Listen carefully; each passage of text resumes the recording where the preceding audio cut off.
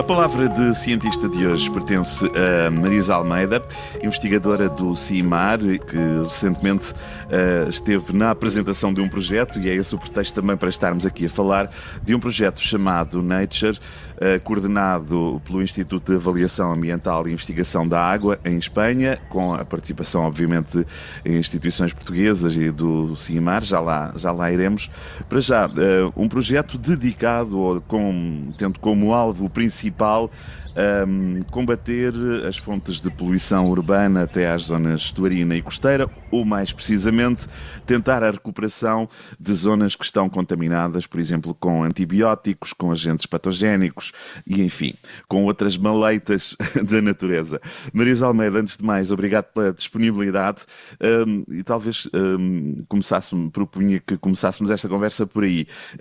O que é que estava exatamente, para explicar melhor do que eu acabei de fazer nesta introdução, o que é que estava exatamente na origem deste projeto, como caderno de encargos, digamos assim, do Nature? Fiz esta referência, por exemplo, à contaminação por antibióticos. É uma situação que nos deveria preocupar mais? É uma situação que está nos primeiros passos? O que é que, no fundo, levou à criação deste projeto? Olá a todos. Muito obrigada, antes de mais, pelo convite, por estar aqui a falar desta temática.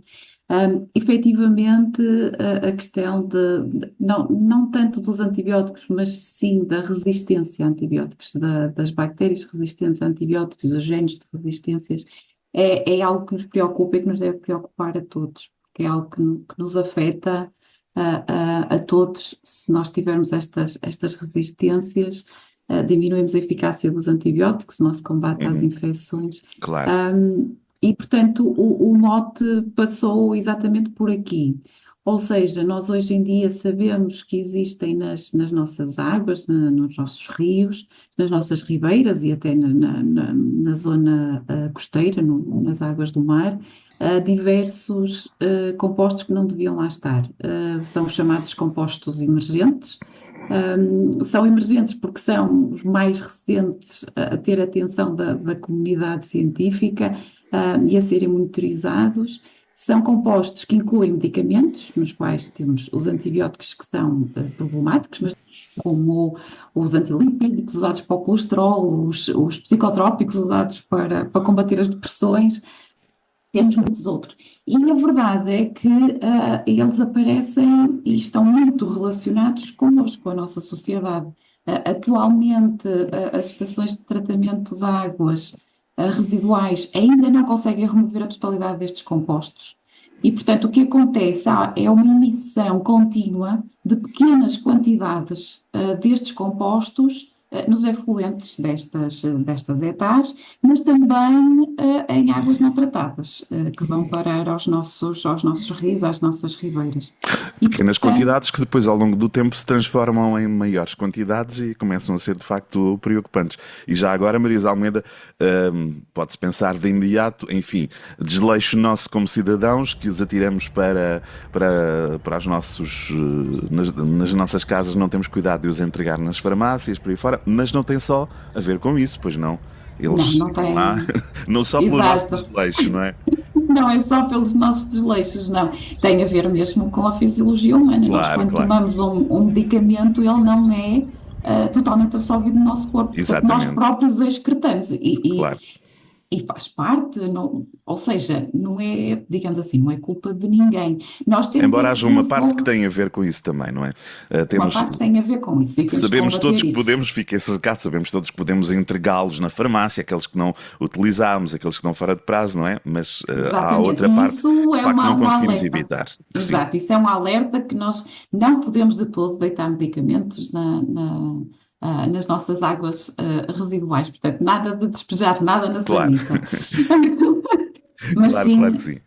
A outra parte tem a ver connosco e com a nossa sociedade e a forma, não é, de nos protegermos. E não estamos só a falar também de medicamentos, estamos a falar, por exemplo, dos produtos de limpeza que usamos, dos detergentes que usamos nas nossas casas, que também têm compostos que vão efetivamente parar às nossas águas. O que nós temos que trabalhar aqui é métodos de tratamento eficientes que impeçam que estes compostos cheguem às nossas águas.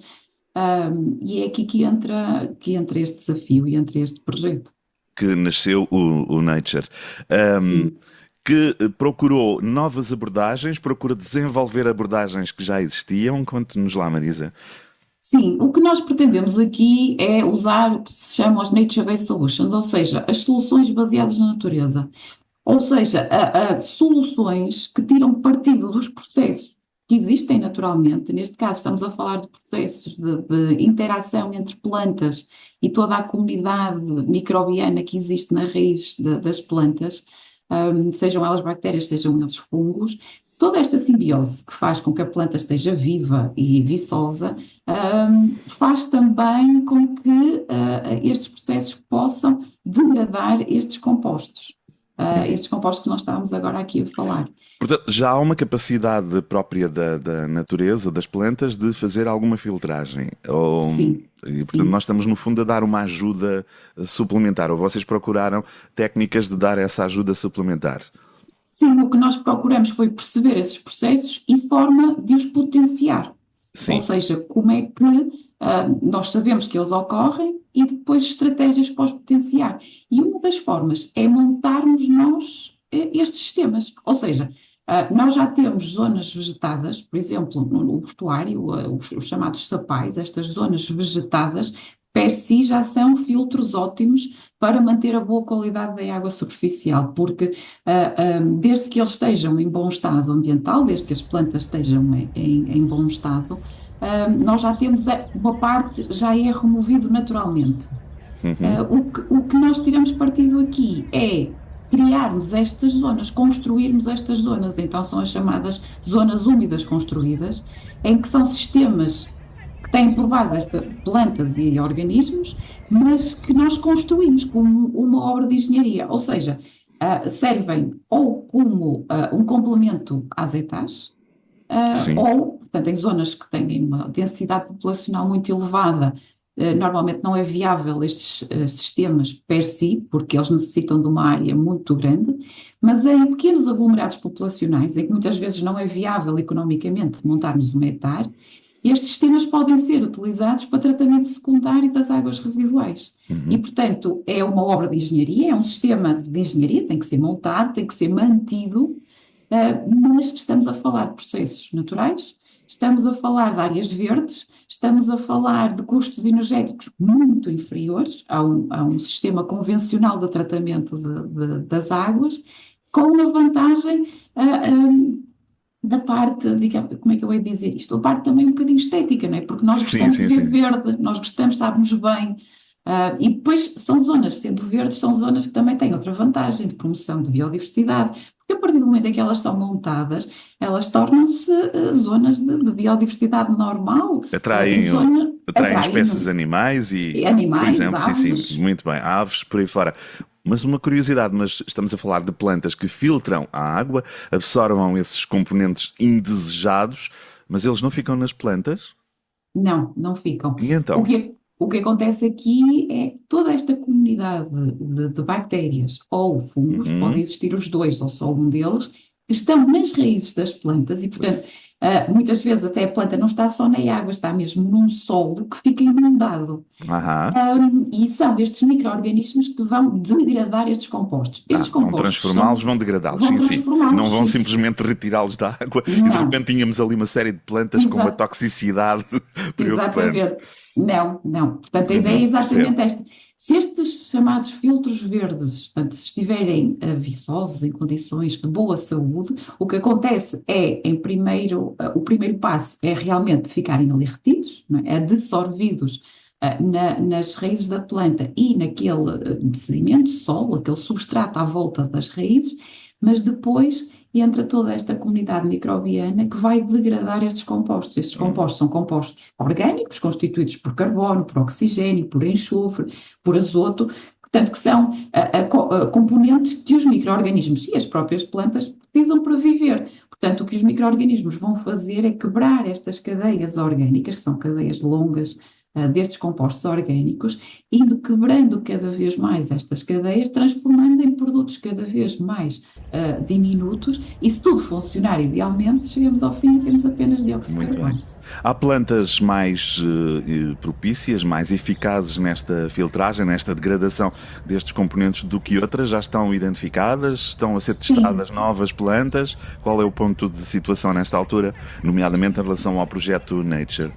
sim. Aqui a questão nem é tanto a capacidade, ou seja, a planta em si dá um aporte a esta comunidade microbiana, mas a escolha da planta recai sobre o facto dela suportar condições elevadas de saturação do solo, ou seja, o solo está sempre úmido, está sempre Sim. com água. Portanto, não é qualquer planta que consegue sobreviver nestas condições, Aham. em ter sempre a sua parte radicular Num, exposta num- a uma zona úmida. sim. Porque Portanto, não são necessariamente plantas aquáticas. não são Sim. necessariamente plantas aquáticas, Sim. são plantas como aquelas que nós vemos, por exemplo, Sim, nos sim, sim. nossos estuários, nos sapais. São, por Sim. exemplo, os juncos a fragmites, que é o que nós chamamos de caniço.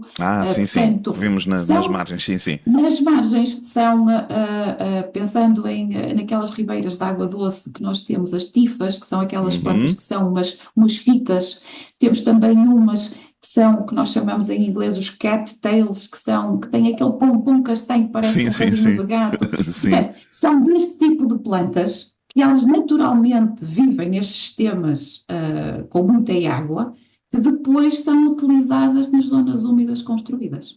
Portanto, há uma variedade bastante interessante de plantas que têm esta capacidade de que estamos Exato. aqui a falar.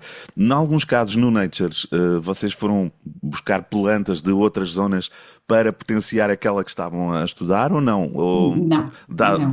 depois do que a Marisa acabou de dizer, percebi que a variedade era tanta que se calhar vocês no fundo ajudaram, multiplicaram áreas onde já existiam essas plantas que a Marisa Almeida acabou de referir. Sim, a ideia é essa, mas sempre tendo esta Sim, consciência de sim. nunca introduzir nada do que já lá não Do que lá estava. não está. Sim. Ou seja, nós podemos encontrar uma planta fantástica, que realmente faça uma filtragem e uma degradação fantástica, mas se ela não for natural do nosso ecossistema, não é? Se nós formos, por exemplo, vou exagerar, mas se nós formos à América do Sul buscar uma planta para trazermos para aqui, estamos a trazer um problema, uma série de problemas Claro que sim, ecológicos. claro que sim. Portanto, o que nós fizemos no Nature foi exatamente isto. Cada parceiro no seu país trabalhou com as plantas que existem naturalmente nos seus ecossistemas.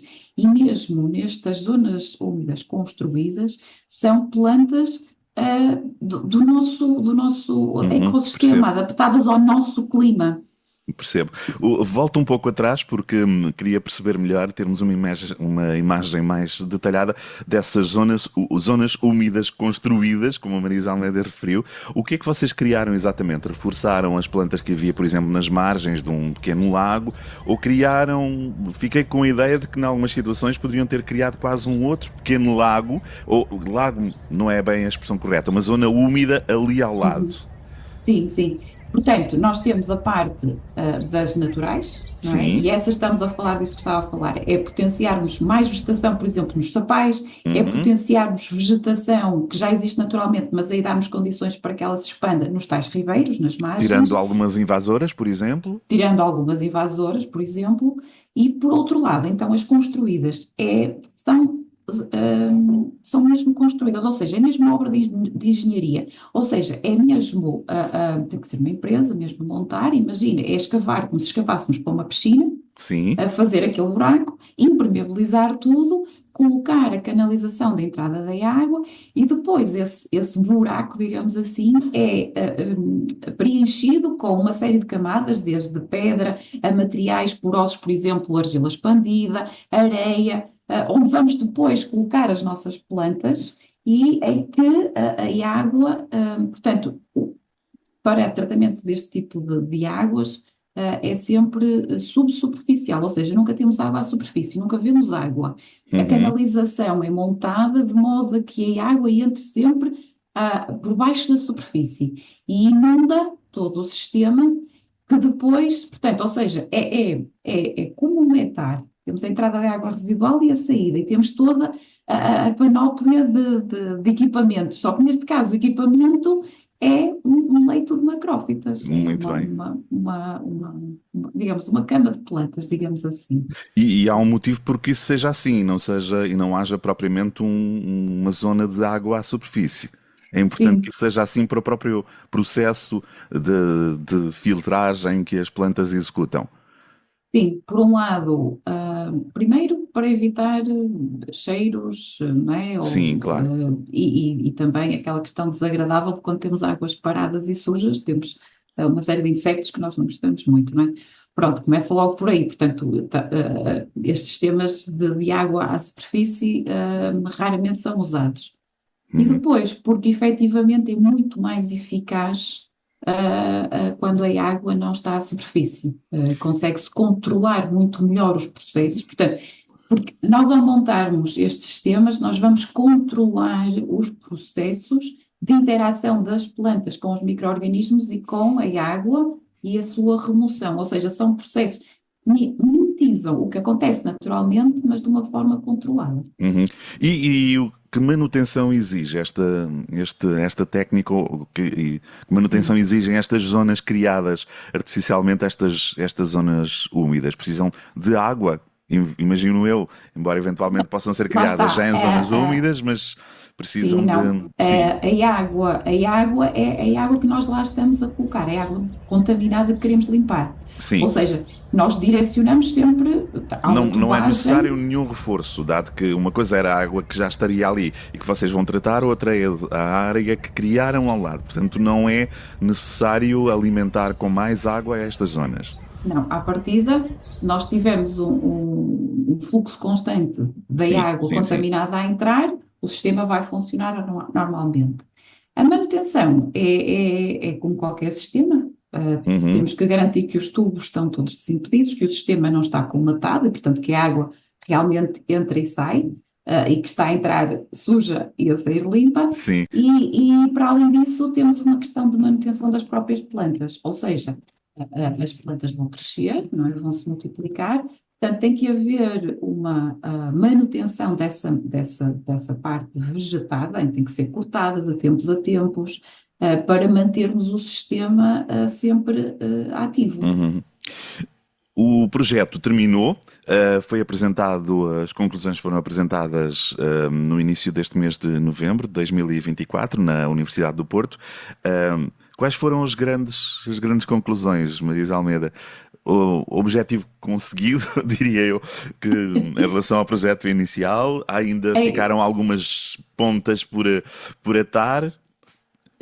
eu diria que em termos do projeto, sim, acho que conseguimos, porque o que nós pretendíamos era mostrar que estas zonas úmidas, ou seja, se imaginemos a bacia hidrográfica de um rio, desde a sua fonte até chegar ao mar, temos múltiplos aportes, né, de possíveis fontes de contaminação. E o que nós pretendíamos mostrar é que existem diversas zonas úmidas, que tanto podem ser naturais como as tais construídas, que nós podemos aplicar nestes diferentes pontos que poderão ser fontes de poluição e mantermos toda a bacia hidrográfica limpa. Uhum, E, portanto, nós, com as diferentes valências dos diferentes parceiros, nós mostramos diferentes tipos de zonas úmidas construídas que podem ser aplicadas em diferentes contextos, com muita população, como complemento às hectares, ou com pouca população e o sistema per si, com as zonas naturais, portanto, quer promovendo a vegetação das tais margens das ribeiras, quer promovendo a revegetação nestas zonas de sapal, porque os estuários são o fim dos rios, mas também tem muita pressão das cidades que ali estão, não é? Não é só o que vem rio abaixo, mas também o que é ali colocado. E eu acho que nós conseguimos mostrar e que tem uma valência grande para remover os tais antibióticos e outros componentes. O muito que é que bem. faltou? E é isso que agora é o Sim, passo pode seguinte. ser um Nature 2. Sim, primeiro continuarmos a perceber melhor estes processos, porque Claro. efetivamente não conseguimos remover todos os compostos. Mas o que eu acho que, e por isso é que nós também fizemos esta divulgação grande do fim do projeto, é passar isto à prática. porque cá em Portugal estes sistemas há uns anos começaram, mas não foi explicado que eram precisos ser mantidos, que era preciso manutenção. E, Uhum. portanto, foram abandonados, porque davam, não é? Porque as pessoas assumiram que isto era, imaginemos, um jardim, posto para lá e achou-se que aquilo ia funcionar per si, não houvesse a manutenção. Exatamente, E claro que os sistemas falharam. claro. E, portanto, eu acho que estamos numa E fase em vocês que conseguiram temos, mostrar isso, não é? Onde nós é que, conseguimos onde mostrar. é que, no caso concreto, falou-me no percurso dos rios, quais foram as zonas onde o projeto esteve a ser implementado e estudado? Em Portugal, por exemplo. Em Portugal nós centramos, nós CIMAR, centramos exclusivamente na zona estuarina, portanto na Sim. zona dos Sapais e mostrar como estas zonas naturais Mas são onde? muito Tejo importantes. ou Ai noutros não, rios? no Lima, em Ai, Viana do no Rio Lima, Castelo. sim, sim, No sim. Rio Lima, em Viana do Castelo. Tem Não, um Sapal, se fosse no Tejo já seria uma escala, outra escala, uma uma escala um outra bocadinho maior. escala, No Rio uma Lima, sim, outra, sim. no Foi Rio aí que Lima, foi com testado, o sim, sim. Sapal. Foi aí que fizemos os nossos estudos. Em Espanha fizeram na zona de Barcelona, Uhum. incluindo com zonas úmidas construídas acopladas a hectares, portanto, como um sistema terciário de uma hectare. E na Dinamarca foi feito na zona de Arros, em que foram mesmo testadas pequenas zonas úmidas construídas para tratamento mesmo de águas residuais de pequenos aglomerados populacionais. E, por exemplo, no Rio Lima, vocês partiram, imagino eu, com o primeiro levantamento da contaminação da zona que iam trabalhar, há cerca de 2 anos, e os números finais, o que é que indicaram? Ora, o que é que aquilo nos indica? Que temos algumas fontes destes compostos a drenar para o rio e que efetivamente esta zona de Sapal está a contribuir para remover uma grande parte destes compostos. Uhum. Mas que não chega, porque efetivamente nós fizemos uma monitorização que depois até no âmbito de um outro projeto alargamos ao Douro e à zona costeira e nós encontramos vários destes compostos emergentes, portanto vários fármacos, vários medicamentos, incluindo antibióticos, antidepressivos, antilipídicos, em muito pequena quantidade, é verdade, mas encontramos, e eles estão presentes nos nossos rios. E com o nosso caso de estudo, nós mostramos que efetivamente aquela zona vegetal consegue reter uma parte.